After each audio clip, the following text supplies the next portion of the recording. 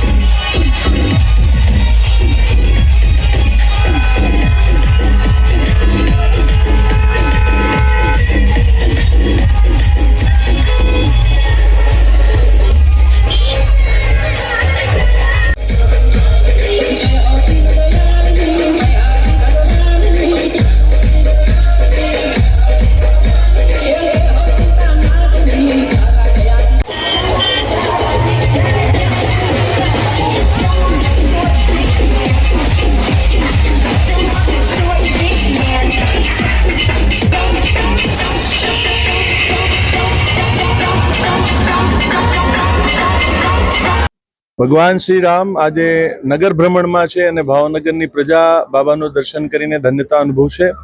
સાથે જ આ પારંપરિક ભવ્ય શોભાયાત્રા વિશ્વ હિન્દુ પરિષદ દર વર્ષે આયોજન કરતું હોય છે, જેમાં મોટી સંખ્યામાં શ્રદ્ધાળુઓ જોડાતા હોય છે.